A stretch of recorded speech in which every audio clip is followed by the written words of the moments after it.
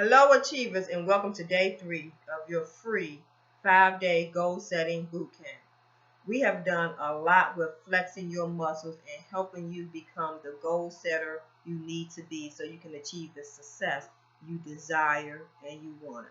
I know your muscles feeling a little tight now, but guess what? I'm getting ready to add a little bit more tension to those muscles. Today in day 3, we're going to talk about 2 key elements that is extremely important when we're talking about setting goals.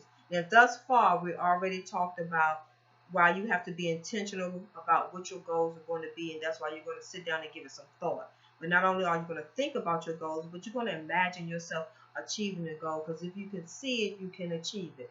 Not only did we talk about thinking and achieving, but we talked about a goal that is not written is nothing but a dream deferred, how all goals must be written. And all goals that are written should be written using the attributes of a SMARTer goal formula. And all goals should have a deadline date.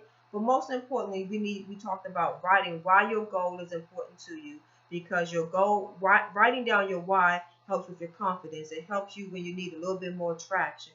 It helps you when you get off the goal and you need to get back on track. So today we're going to talk about 2 other key essential elements of setting effective goals. And the first key is identifying your obstacles. There will always be distractions and obstacles when it comes to meeting your goals. And because you are just learning how to make goal setting one of your habits, it's going to be more distractions, and you have to be more intentional about what you do and how you do it, and pay attention to all the little nuances that comes towards you when it comes to achieving your goals. So identifying your obstacles at the beginning is crucial.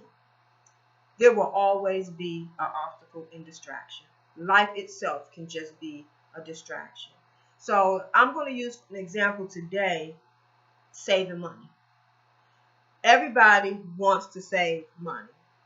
If you don't want to save money, you got some extra, I'll take it. I'm never going to turn down a deposit. Anyhow, saving money. Most of my clients, when it comes to saving money, they come and they have this astronomical number that they want to save, generally in 365 days. And when I start saying, okay, tell me some of the obstacles that might prevent you from saving this amount of money. Well, sometimes the obstacle is they just don't even have that. They don't even have enough money to take out of their paycheck to save to even get to that. So that's an obstacle within itself. But they also, I tell them that they have to think about things like the car might break down. You might have a health issue that requires some money. Anything can happen that will take away from your savings. So you always got to think about what is the obstacle and what will you do if the obstacle should come about. Now, when it comes to exercising, everybody wants to have a healthy lifestyle. People want to lose 25 pounds. They want to lose 30 pounds. What is the obstacle in losing weight? Well, when I work with a client and we talk about healthy lifestyle, we just don't talk about losing weight. We talk about eating properly, because healthy lifestyle is more than just I'm going to lose 25 pounds, because we all know healthy lifestyle means you're going to exercise so you can be healthy, and sometimes we need to exercise to lose weight. But not only do we need to lose weight, but we need to learn how to eat better so that we don't gain the weight back that we lose. So what can be some of the obstacles? Well, eating healthy costs money. Do you have the money in your budget to eat well? Sometimes people need to go to a nutritionist to help them get a diet plan together so they can know how to eat properly. All health insurances don't cover nutritionists, so sometimes that's an expense that has to come out your pocket. Can you afford the expense? When we're talking about exercising, when you want to build an exercise plan, that might require that you go to the gym. Can you afford to take that type of money out of your finances to afford a gym membership? And if you can't afford a gym membership, which would be an obstacle, what can you do now to get the exercise that you need to get? Because again, having a healthy lifestyle requires that you change a lot of things. It requires how you sleep, how much water intake you have, how you eat, how you exercise. It requires a lot. And sometimes it has a big change in your finances because eating healthy costs money. Exercising costs money. If you're going to the gym or if you're going to bring a gym in your house, you still have to be able to afford the equipment that you need to bring in your house. If you're going to get a nice treadmill, you got to be able to afford the treadmill. If you're going to go to the gym, you need to be able to afford the gym membership. If you're going to start eating properly, what does that look like? What are you taking out of your diet? When you start talking about going to different grocery stores like a Whole Food, whose food is a little bit more expensive than going to a regular Safeway or Giant. So these things are obstacles. But also in exercising or living a healthy lifestyle, I always encourage my clients to go to their doctor first and to ensure you're talking about you're going to lose 50 pounds.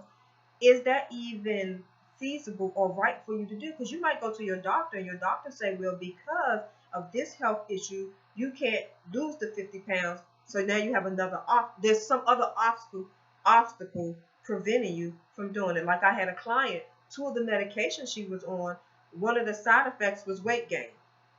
So we had to figure out, and that is an obstacle. If you're trying to lose weight, but you're on 2 medications that's going to cause you to gain weight, how do we combat that? So literally, we had to put the 2 doctors together that were giving her the medication.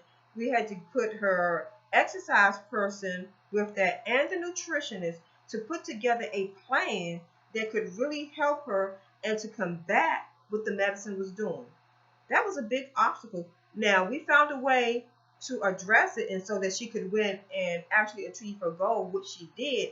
But we had to figure out what the obstacle was from the beginning, and we had to figure out a game plan of how we were going to address the obstacle so there would be no reason for her not to meet the goal by the deadline date that she had set forth. And it took some time for us to work out all those pieces because we set a goal and she was working it, but she wasn't losing the weight. I was like, something else has to be the problem. Went back, looked at the medication. That was the problem. We set the goal. Now, we thought that was a problem from the beginning, but she kept saying, no, it's not going to be. I kept saying, well, it might be. She didn't want to listen to a coach. Sometimes you need to listen to your coach. So identify your obstacles. People want to go back to school, but people don't necessarily want to take out a student loan, or they already owe on a student loan and they don't want to incur their debt.